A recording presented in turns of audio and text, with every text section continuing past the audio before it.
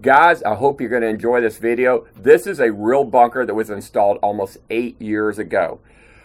If you would like for you and your family to spend 30 days in a bunker on a challenge sponsored by Atlas Survival Shelters and Emergency Essentials, comment below, send an email to Ron at Atlas Survival Shelters. If you are selected, you and your family will win a year's worth of survival food and supplies from Emergency Essentials. Enjoy the video. It's a good one.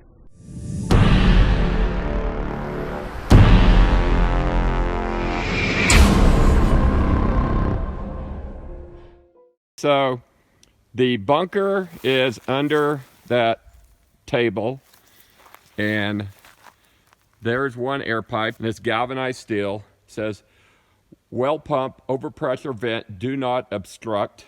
So I guess I just pull this off, right? Yeah, I'll get it here. Okay. I won't have you in it. You won't be in it. Okay. So this is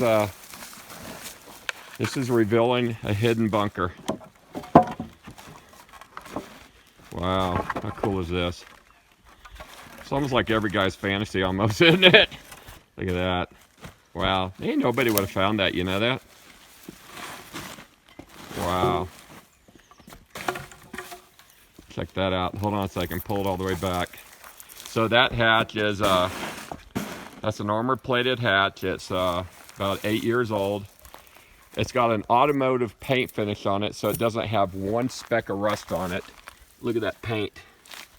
I mean, it's in perfect shape. And after you put your hatch in, you got to pour concrete around it. You want it hardened. So if somebody is, you know, really trying to dig you out, they can't get to it. So we're going to go ahead and open this thing up. Hold on a second. So he's gone ahead and he's unlocked his hatch. Go ahead, take your foot off it. So this is an actual bunker. It's been in the ground. It says zombie fallout hatch, and he's got his stairs there, and we're gonna go down inside. I know you can't really see right now, but I'm gonna back it up and get a little better video. Okay, so I'm just gonna get some more footage of this hatch on this bunker here. The guy had the hatch covered under a tarp, and then a bunch of wood piled on top of it. But I would have found it eventually, because I would have recognized that this air pipe, this is a military style air pipe. See, the air actually has to go up here. Okay, then it crosses over the pipe. And like I said, this is galvanized steel right here. And it's just not gonna rust on you guys. Okay, so I am walking down a set of stairs. I am in a bunker that has been in the ground for 8 years. And it's kind of weird because it still smells new in here. And he's got the floor pulled up. He's showing me the storage underneath the floor here. And there's storage and literally stuff everywhere. But it's still, the funny thing is, it still smells new. And you go into this master bedroom. That's kind of neat. He's got a fireplace in there. It's kind of romantic.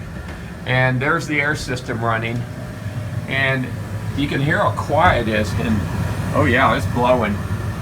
But that's all the noise the air system makes. And this is the VA-150. This is a military grade NBC air filtration system.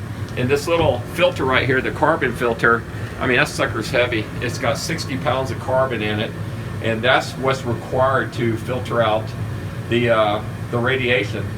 These little air systems, they have like 4 or 5 pounds. They don't cut the trick really. They may work for 24 hours or something, but they're not long term like a system like this. But he's got it in a fireplace. He's got chest of drawers blocking the escape tunnel. Got a queen size bed in here. Right, so I'm sitting on his couch and give you guys an idea what's in here without giving away everything in his bunker. He's got a TV, and good God, do you have enough supplies? I guess you're prepared for Doomsday. Well, that's what they're for, but it's a comfort. This couch is, the dining set, and this is the leather couch that, even to this day, we still use this leather couch, and everything's fine. I mean, you've never had 1 ounce of mold or any problems with that? None? None. Well, that's good to hear, because you get in a high humidity area, you got to take care of them. But I'm glad to see this. I'm glad to see that everything smells so good. And you've got artificial plants in here, but the floors look good. Just everything looks fine, sounds fine, smells fine. The air system's looking good. Let me check the water filter right here. Hey, you need to change your water filter? Probably. Yeah, this right here? Yeah. You got to change these every now and then, so I'm going to undo it. Okay, so this is the grinder pump for an uphill flushing toilet. You've had this for 8 years. Have you ever had any problem with the toilet? None. None? So it works fine? Yep. Okay. And this is the old style bunker that had this kind of door that latches down. And of course we changed it to the marine grade door. But this was 3A Steel's a bulletproof door, but we've changed it. And this is a shower. He put linoleum in there. Did we do that or did you do that? I did it. You did that? I was going to say, that's pretty nice. I like that. Shower works fine? Yep. No Hot problem. water too. Hot water too. So everything in the bunker's working fine. It's like concrete. It's hard as a rock. But there's zero echo in a corrugated pipe shelter. That's why they'll record in these things. They'll get in the studios and they're made of corrugated pipe, and they'll record in here. And so when you're laying in your bed, I'm going to lay in bed here. Okay, so he's got a queen size bed here. It's quite comfortable. So laying in the bed, this is what it feels like to be in the bunker. In these corrugated pipe bunkers, because there's no echo, you can't hear the other people. And with that air system running right there, which is really quiet, sounds like an air conditioner. So I've proved the point that there's no echo. I do like the fireplace. And I like these guys. Oh, you know that there's doors on these rooms, and there's a mirror in here. So 55-gallon drums fit perfectly underneath the floor. See, I got the floors lifted up. All right, so yeah, we set them about an inch above the board, so the floors will actually close. And like I was telling you guys, this guy's got his bunker completely stuffed with stuff. Okay, he's opening up the storage underneath. How do you like all the storage in these bunkers? There's a lot of storage. There's a lot of storage, and he's got all kinds of freeze-dried food. Boy, you've got a bunch of. I love that cup of soup. You just start eating that stuff. That stuff's great. All you gotta do is add water. So everything you have, you just gotta add water to it, right? Correct.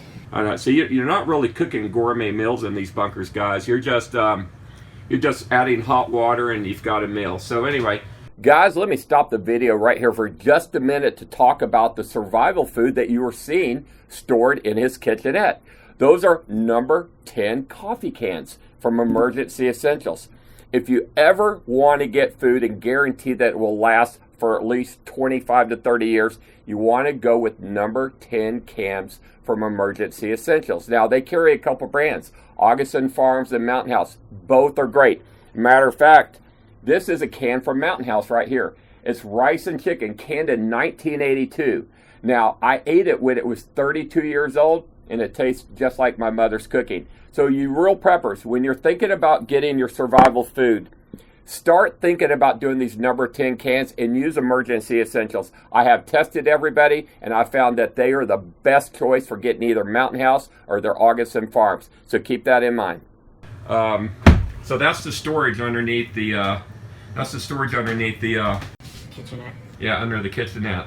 The wood under these floors, this is dried hemp. This is not a yellow pine or anything like that. So if somebody says, well, you're going to get mold on that wood, this is living proof of an 8-year-old bunker.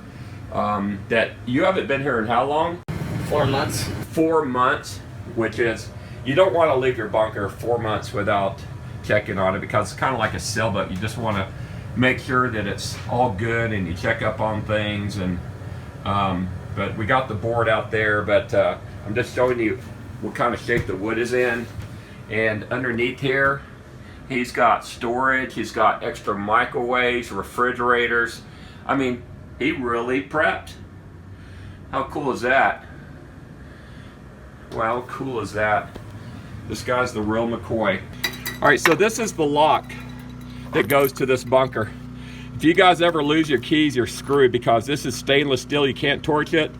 And because it's locked from underneath, the only way to get into this bunker is to actually torch the lid off.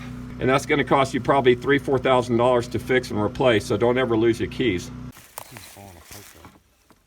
So this is covering This is covering the hatch. I guess you're just gonna flip it back over.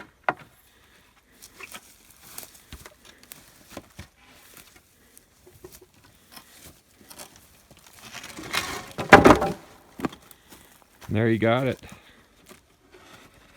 A real Atlas shelter with a hidden hatch. That is so cool. No one's gonna find that. No one in a million years would even think of looking there, you know that? Nope.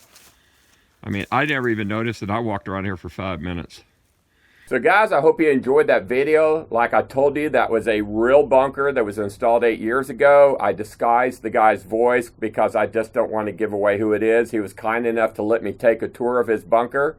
But what's even better, I talked him into letting us use his bunker for a 30-day challenge. So if you and your family want to accept the challenge and spend 30 days in a bunker and see what it's really like to experience the end of the world as we know it, and win a year's worth of food and survival supplies from Emergency Essentials, make sure you sign up. I can only select one family, and it will be very interesting. So again, guys, I appreciate you watching my video. See you on the next one.